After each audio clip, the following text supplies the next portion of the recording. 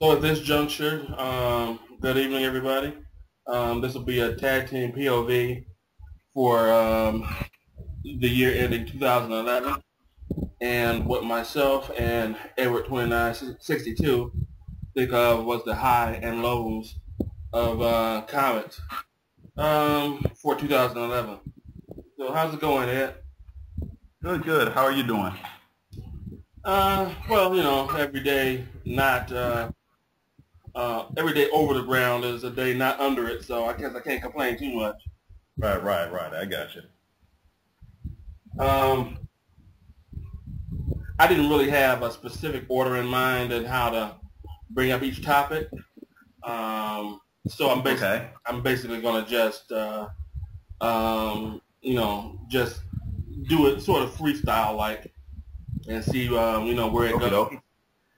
And if something comes up where we hadn't talked about it previously on Skype, and you don't have a ready answer for it, I'm going to also do an accompanying blog, so you can get back with me on certain deals if you don't have anything at the ready.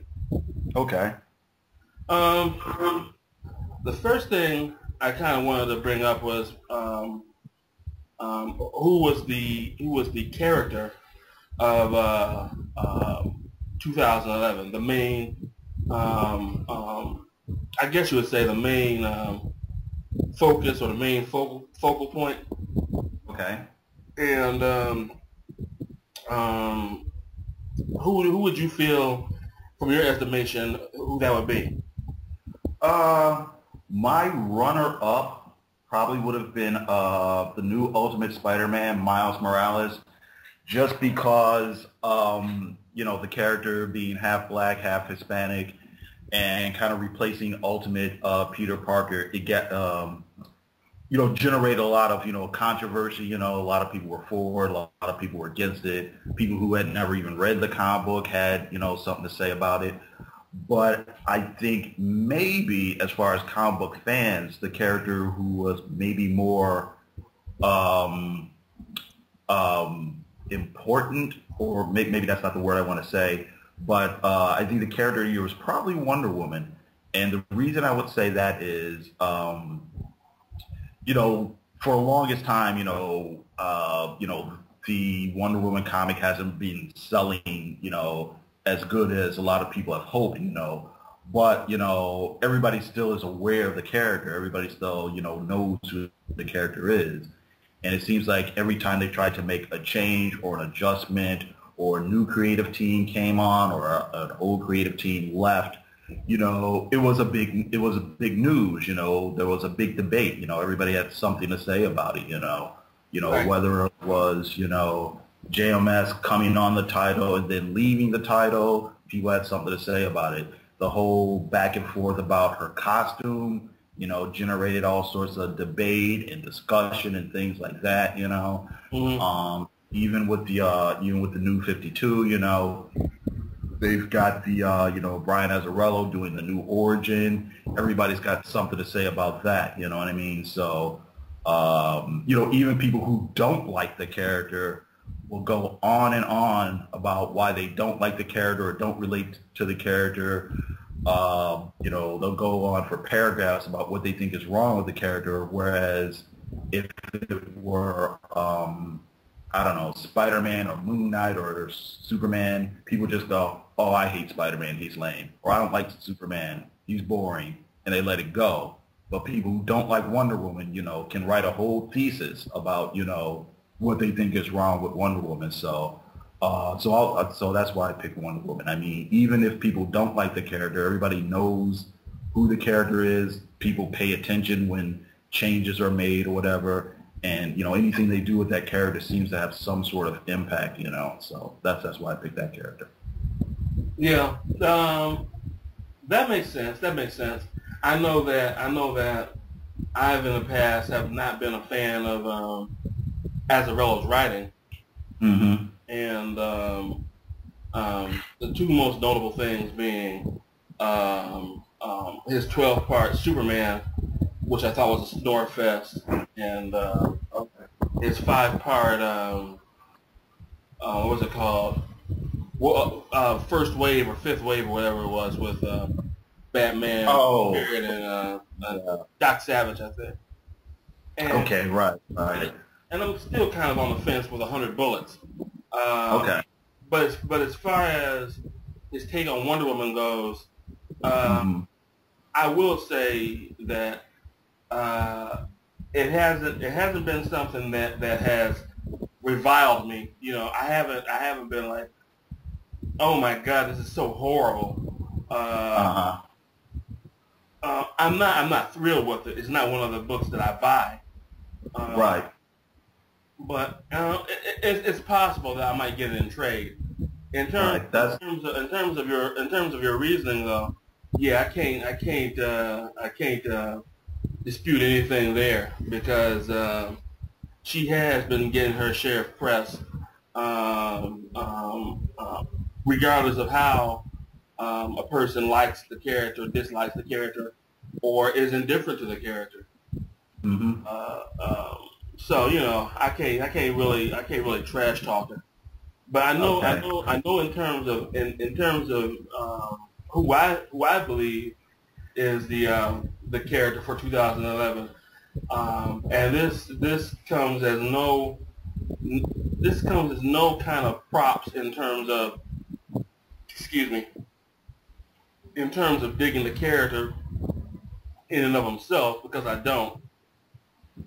But the character that I chose was Superman. Okay. Okay. Um, um, in part because of the lawsuit and everything surrounding that, um, Hmm. and also with Superman being what I consider to be the catalyst for the DC 52. I basically think that when they decided to change Superman, I believe the masterminds, if you will, over at DC decided, well, we're going to change him. We might as well not have it. We might as well have everybody else look different as well. So, Sure. I kind of think it kind of, because of Superman, I think everything else went sort of hand in hand. So Sure. that was basically my thinking of why I would put Superman as that character, being the character. You know. Okay. I see that because, like you said, they had to change, because of the lawsuit. It kind of necessitated them to, you know, try to change things around with the character and try to breathe a new life into the character. And like you said, it jump started them to think, well, why don't we, kind of tweak all of our characters and get an event out of it, at the same time. So yeah, I see that. Right. So I don't know. The next thing would probably be um, favorite super team. What group do you like best? Okay. Well, I picked, and it's kind of more like, well, I picked my favorite team book here. It is basically the Avengers Children's Crusade. Uh, the writing is by Alan Heinberg, and the art is by Jim Chung. And I just really enjoy it. I think it's, the art is really, really great. It's really solid. And the storyline is pretty interesting as well. If you haven't been following it, basically, what it really is, it's really a continuation of the Young Avengers comic. Mm-hmm. And basically it is the Young Avengers are trying to find Wanda the Scarlet Witch, because two of the members, there's Wiccan and there's character Speed, who may or may not be her former children. At one point, the Vision and Scarlet Witch were married, and then they had kids, and then other writers came along and kind of said no, those kids never existed, and so on and so forth, and blah blah blah blah blah. Basically it basically ties in various loose ends from those old stories, continuation of the Young Avengers comic, loose ends from the Civil War event, loose ends from House of M and things that were going on in Brian Michael Bendis's Avengers story. And basically, they make it work, you know. It's a real compelling story. It's very character driven. They basically fix a lot of continuity. They establish certain characters and things. And it just works. I mean, it's really dialogue heavy, but the dialogue doesn't seem like it's it's not a lot of useless small talk. It's dialogue that drives the story. And I really like it. Like I said, I think he's able to fix a lot of loose ends and make it a compelling story. So that was that's probably my number one.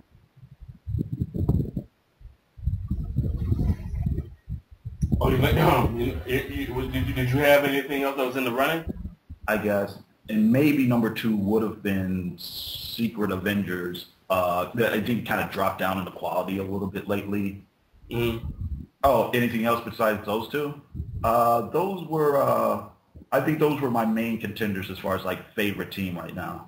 So number one would be Avengers Children's Crusade, which is really Young Avengers in my mind. And then number two would have been Secret Avengers. Okay. And I would have picked. Well, I'm sorry, I didn't mean to cut you off. No. I would just agree. Go ahead.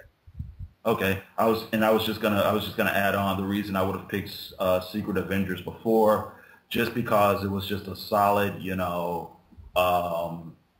it went from Brubaker to even Nick Spencer and with Warren Ellis, it was just basically a solid, adventure comic. It was action, it was plot. You didn't get a lot of, the storytelling never really got that bogged down. Even the stories that I felt were kind of lackluster, they didn't seem like they were trying to drag them out forever. So, and it was just wham, bam, big adventure stuff. So that's why I would have picked that team. Okay. For me, there were a few that I guess were in contention, but ultimately there was one that I think stood beyond the other groups. I know one of the most enjoyable, although this is not my pick. Okay. One of the most enjoyable reads to me has been Teen Titans. Okay. It kind of has that a little bit of that Marv Wolfman feel when he wrote the Teen Titans with George Perez. Sure. And just how they're bringing the characters, in one by one, and I don't know. It's just one of those things where if I'm not mistaken, I think Scott Lobdell is writing it, and it really just seems like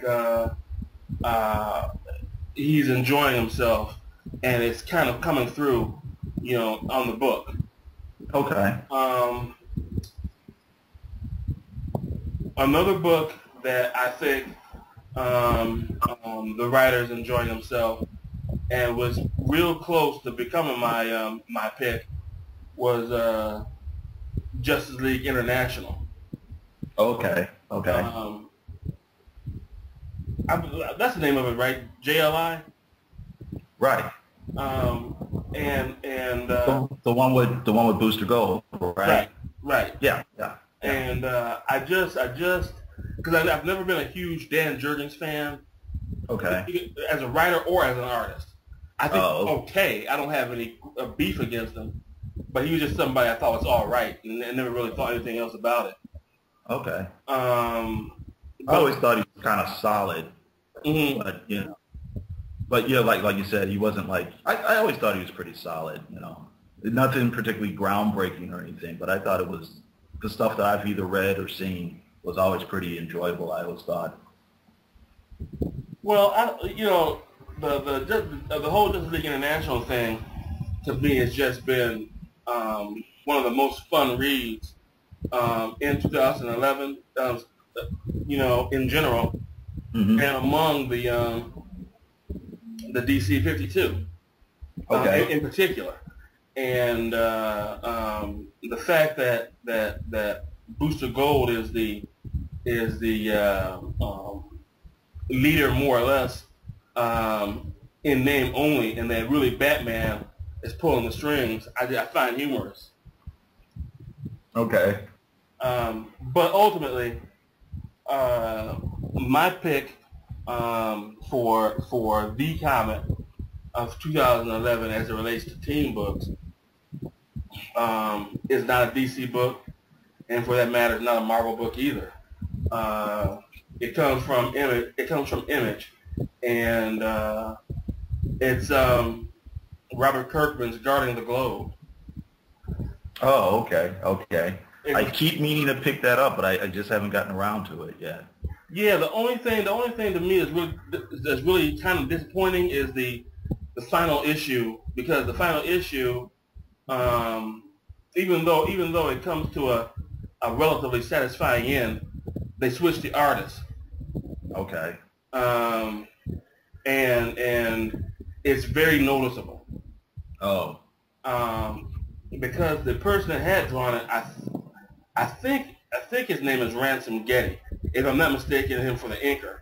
I think the guy's name is Ransom Getty, and this guy I think is in the top sphere of being another big name if he can get on the right book for the right company Mm-hmm.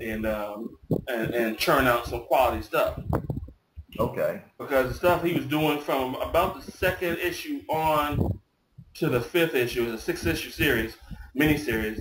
From the second issue to the to the fifth issue, he was just cranking it out, big time. And as far as the book itself goes, um, Robert Kirkman just has a way of just uh, he's almost like Quentin Tarantino in a way, where you can just feel the fun that he's having writing these characters, and Okay. to me it translates to the comic.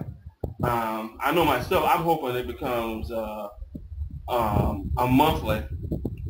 Okay. Although I've heard so little about it, there's a good chance that it'll probably end up getting buried within the Invincible title. So hopefully Hmm. it become a regular title unto itself.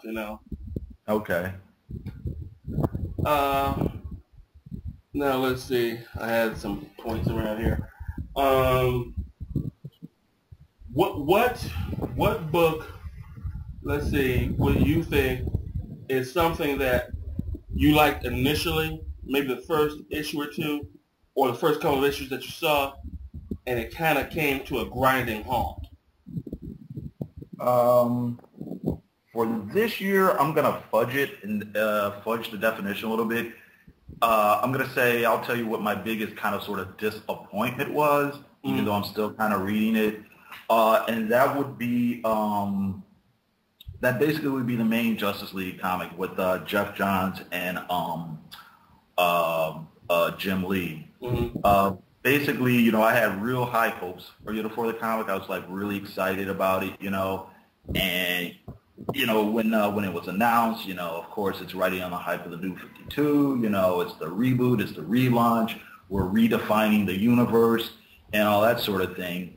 And I kind of, before the comic came out, I kind of thought that, with this being the first comic, that you would probably, what I thought they were going to do was kind of, as well as tell the origin of the team, sort of map out, a little bit about what the new universe, is, how maybe give us a little bit of the history and maybe map out a little bit about how the different characters and organizations and where everything relates to everything else and how it all fits together, or you know what I mean? Mm-hmm. And when it came out, it wasn't that, you know what I mean? It was just it's just a straight ahead origin story, and it's being told with this kind of I hate to say it, kind of this cliche plot, the whole thing of the characters get together, they meet, they have a disagreement, then they team up, and you know what I mean? Right. It's just, it's pretty, it's pretty run of the mill, and I think it's mostly being saved by Jim Lee's art, and I don't hate the comic book. I don't think it's awful, but it's not as good as it could have been. It's not as in-depth as it could have been. You know what I mean? I was really expecting something really, really spectacular, and, this comic book wasn't it. So it wasn't like I thought the first issue was super great, and then it fell off. It was more like I was expecting it to be great, and I got something that was kind of average. So I guess that would kind of be my... Oh, I'm sorry. No, go ahead. Okay, I was going to say, so that was kind of, my pick.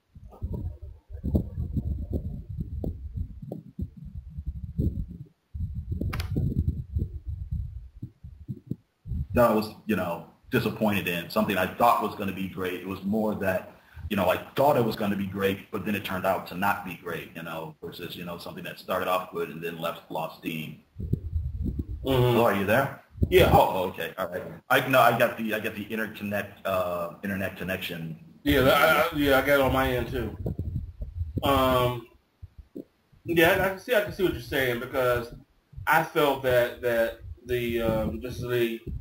Justice League main title had been pretty much blah or meh or whatever they say these days. And the only thing I will say to his credit, because you already know how I feel about Aquaman. Right. The best I've seen him is in this latest issue of Justice League.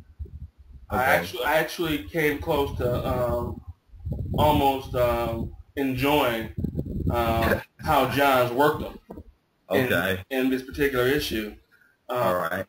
I like the fact that he was holding his own and he wasn't being anybody's punk, despite what despite what Green Lantern felt about him and all that. And, right. Don't get me wrong. I still think he's pretty much Aqualane. but credit where credit is due, and I'll say of the issues that have come out, the latest one I think is the best one. Okay. Not that I think it's great, but that I think it is better than what had come before it. Okay. And another thing I'm a little bit disappointed is we've got this comic book, it's got extra pages in it. And, I felt they could have devoted those extra pages either to more story or, the back matter that we're getting could have been a lot better, you know what I mean? Mm-hmm. You got the little sketches and things, and I think those are cool. But then you also have these, kind of like fake interviews and news stories and, text pieces that on the one hand, you kind of get the feeling it's there to kind of expand the world that the characters are living in. But, I think it really doesn't do it. They haven't put that kind of thought, they haven't put as much thought into it as they could have, Like the one issue had the interview with Steve Trevor, and I think another issue had, it was supposed to be a book about Atlantis, But the fake book about Atlantis had instead of telling us something about, the Atlantis of this world, we get, reproductions of like the intro and the dedication and the fake library book sleeve or whatever you call that. You know what I mean? Right. And I just felt like, that was like a waste of pages that they could have done, something with that could have brought us more into the, to the story, into the world that the characters are living in. You know what I mean? So. Mm-hmm. Yeah. Well. I pretty much agree with you. Although I didn't choose Justice League myself, even though I do have a number of the same problems that you have with it. the book I had to pick, unfortunately, Oh, yeah, can you hear me? oh, there you go. The book I have to pick is Supergirl. Oh, really? Okay, okay. Yeah, going from issue one with the Mahmoud Asrar, whose artwork in Uh-huh. issue one I thought was exemplary, and I Sure. thought was pretty much um, drop jaw achingly gorgeous.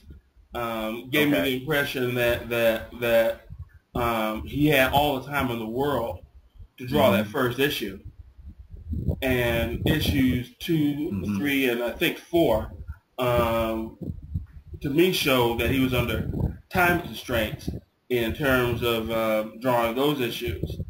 And to me, the difference in one and two, three, and four is like night and day. Okay. I can still tell that it's the same artist, but Right. it just looks rushed, and the same kind of care and craftsmanship just didn't go into those other three issues as it did into issue one, and even issue one, like the other issues that followed it, was a very quick read. Right. Right. I get past the quick read on issue one because of how gorgeous the book looked.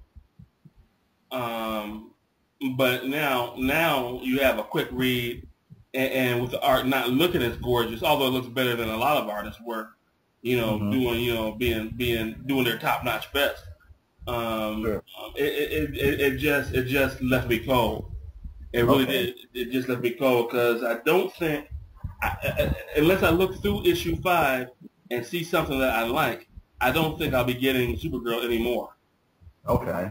And Okay. that was a book. That was a book that when I got the first issue, I was looking forward to getting. That for however long the same team was going to be on there.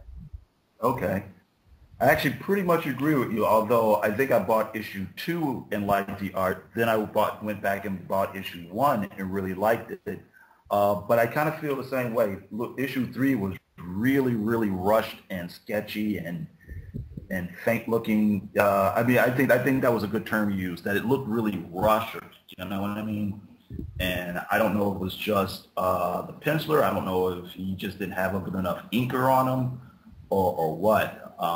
But yeah, I do agree with you. The quality of art has dropped off. Now I think issue four it picked up a notch. Mm-hmm. So I don't think issue four was as bad as issue three. You Mm-hmm. know, but I kind of feel you on that. I'll probably stick out. The first arc. It's probably only gonna be. I'm guessing it'll probably be like about 6 issues or so. Mm-hmm. But yeah, if it doesn't improve, um, I probably won't go beyond that. But yeah, I really agree with you. The first issue especially, and I actually did kind of like the second issue as well. But it was really bold, really solid looking. But yeah, subsequent issues have looked kind of not up to that same quality. Right. Right.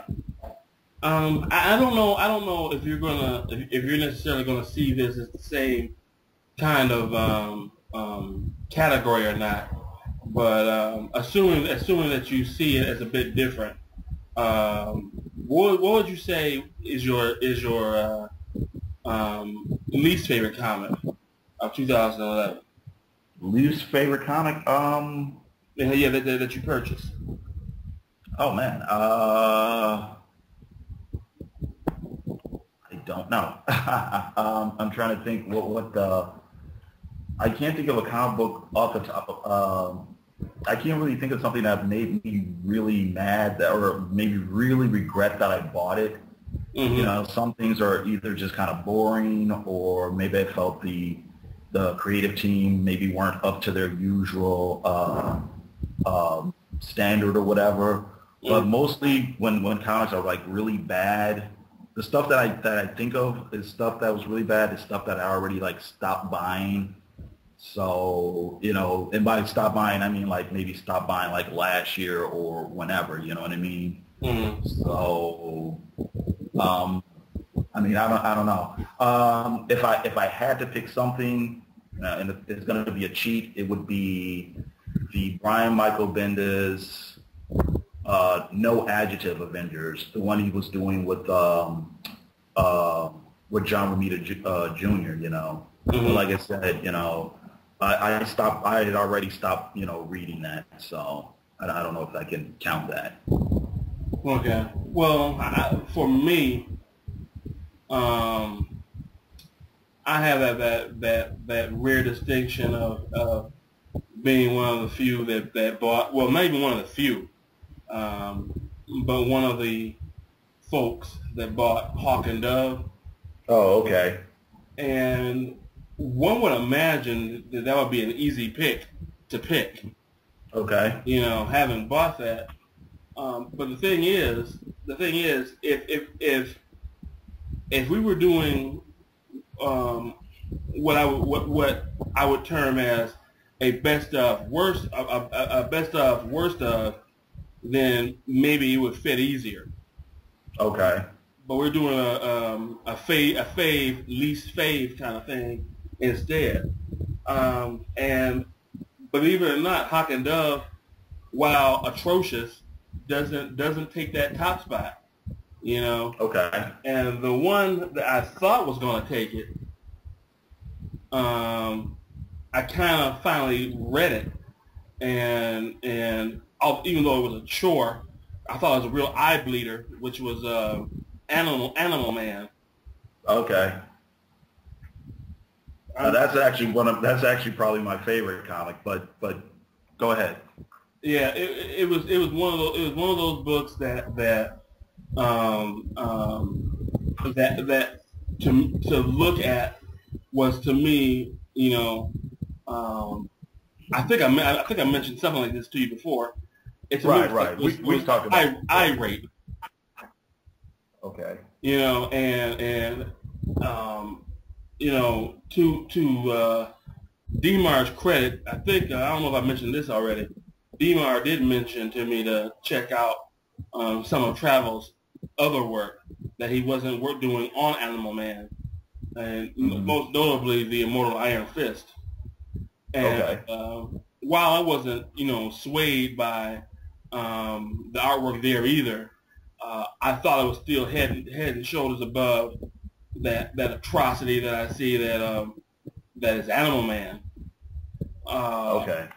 the only thing that to me Travel Foreman has going for him is he's able to make very um, bizarre yet emotive type faces. Everything Okay. else just seems to be just Bill Sienkiewicz like, you know. And I don't Oh, like Bill Sienkiewicz, so people that like Bill Sienkiewicz will probably love that. Cause okay. I actually do kind of like Bill Sinkovich a little bit, yeah, but actually I like his older stuff. I haven't really seen too much of stuff he's been doing recently. But okay. But this is one of those ones that's gonna we're gonna disagree on because I actually really do like the Animal Man title.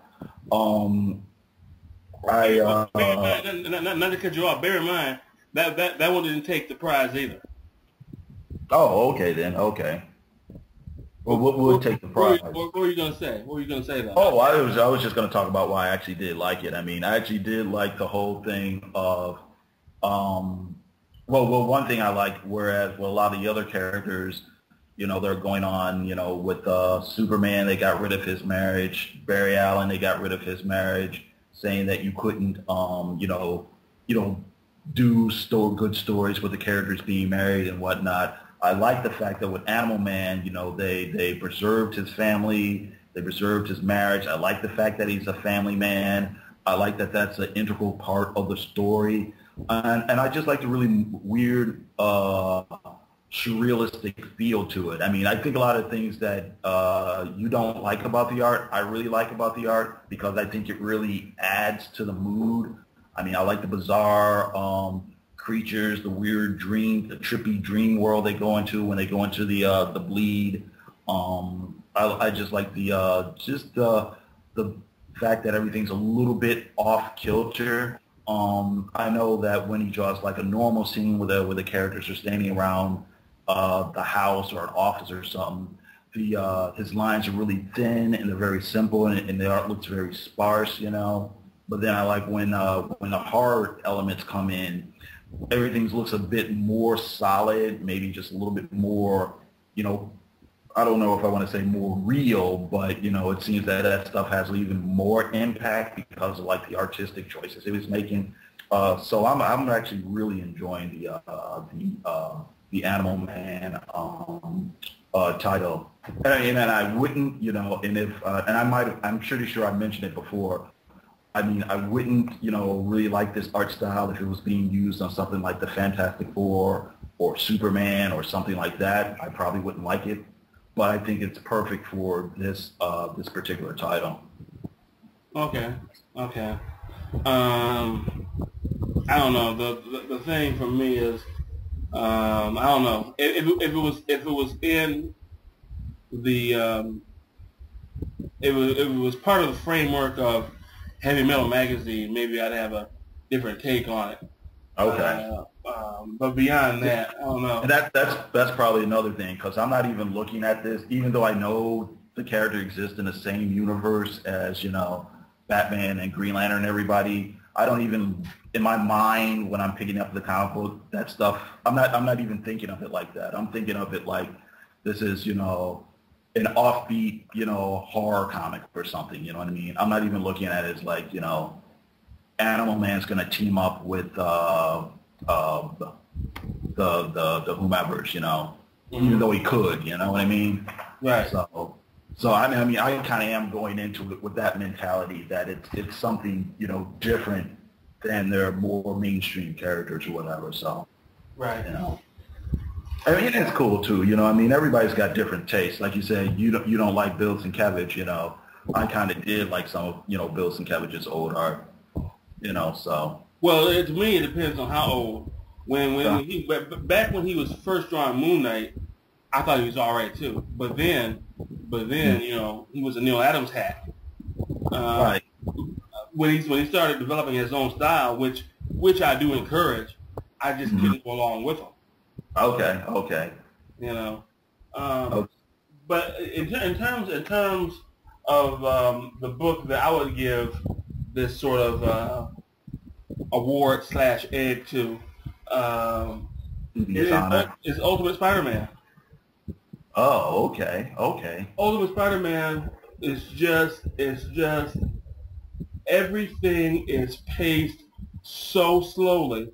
Okay. It's almost like it's going to take 12 issues to finish the first story arc. Right. And the best way I can describe it is to paraphrase something that you had said earlier about Bendis' writing style. Oh, okay. Which was something like first you see a red car, then you see a larger panel of the red car, and then 4 or 5 panels later you see Hawkeye at the red car, then Hawkeye under the red car, and then Hawkeye driving away in the red car, and then, you know, you're basically like, can we just show Hawkeye going to the car and driving it away already? Right. You know, and it was like every bit of minutia had to be put in to this first issue that really could have been the first issue story could have been told in about 8 pages. Sure. And Bendis just drew it out, and I personally, I thought it was a painful read. And also, I didn't care for the art either. The art reminded me, it wasn't horrible, but it reminded me of like Steve McNiven light. Oh, okay. I think that's another one we're going to have a disagreement on. But finish your statement. No, that's pretty much it. I give it the credit that you gave it in terms of, you know, kind of breaking new ground and all that kind of stuff. But as in terms of the actual reading, in terms of the actual story, I thought it was god awful boring. Okay. Okay. Mm. Yeah, I agree with a lot of the stuff you're saying as far as like the story, whatever. I know I bought the first issue, and I was like, where's the rest of my comic book at? You know what I mean? And Right. then I realized it was all there. You know what I mean? But yeah, I really am not a fan of that type of decompression when it's taken to that degree. I did finally end up reading the next several issues after that, but I like read it all at one time. You know what I mean? So I reread 1, 2, 3, and 4 in one sitting, and it reads better when you read it all at once. You can't just read an issue and then go on with your life, and then next week read the next issue or whatever. Because like you said, it's like every inch, every drop of minutia, it's just so paced, so painfully slow, you know what I mean?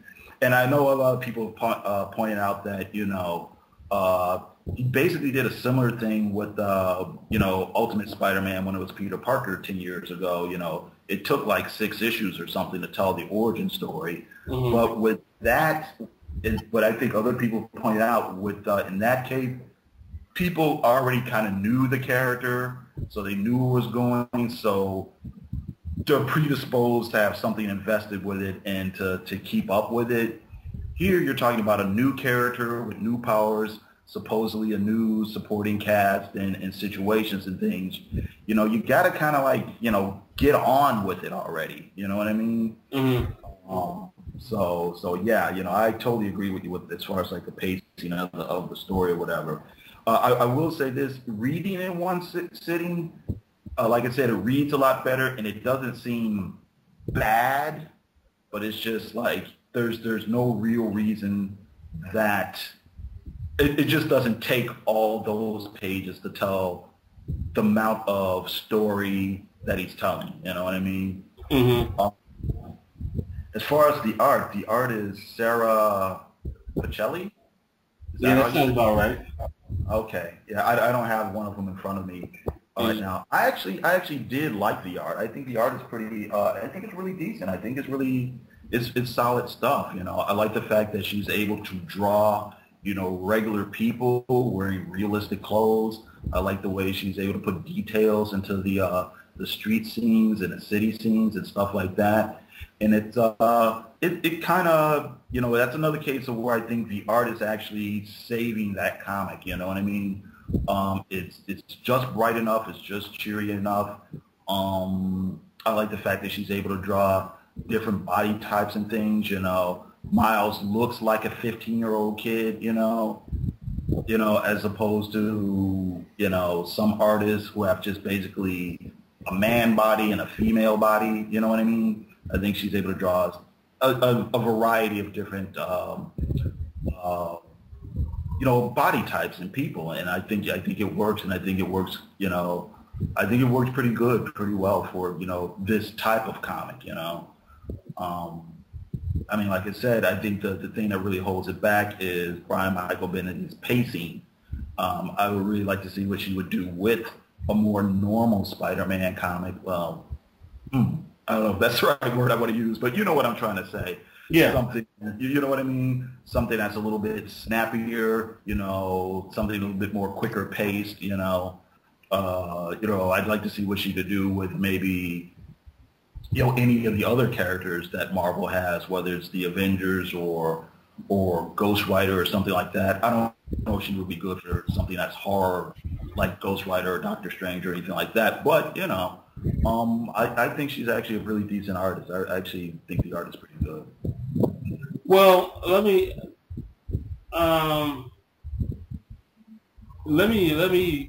clarify that I don't hate her art. As a matter of fact, calling her Steve McNiven light is not in the I know it's not an insult because I know you like Steve McNiven, so right, and it's just something stylistically where the thing that I don't like about her artwork, and everything that you mentioned about her artwork, I think it's fairly accurate. But the thing that I'm not crazy about is that her art doesn't seem to have that much um, weight to it. Um, whether it's a lack of a heavy line or whatever the situation is, it just seems um, kind of wispy. Okay. Like if you were to shake the Ultimate comic up and the characters fell out, instead of falling down, they would float away. Okay. And it's kind of how stylistically, I don't compare her to Otley or Corey Walker or Hmm. either of those Invincible guys, but Okay. but that's what I don't like about their art either. Is Okay. that they have that wispy look where their characters never seem like they have any kind of solid weight to them. Sure. They may be drawn correctly, they may be proportioned all right, but it just, I don't want to say sketchy, but Mhm. it seems to lack a little bit of depth to them. Okay. Okay. You know, I see what you're saying. It's just like the you it's not quite as appealing to you just because of like the like you said the thin line, the simple line. I mean, I know she's not very her art and the other people you mentioned, don't really rely on a whole lot of like shading and things like that. Like you said, that kind of heavy line look. I mean, if you look at Otley's work now, I think it's being helped out a lot on Invincible by the Hmm. colorist. Okay. The colorist he had before was Bill Crabtree, and Bill Crabtree had stuck with uh, um, your basic color palette that really didn't allow itself for too much blending or anything like that. Hmm. Whereas the colorist now, whose name escapes me, uses more of a painterly effect.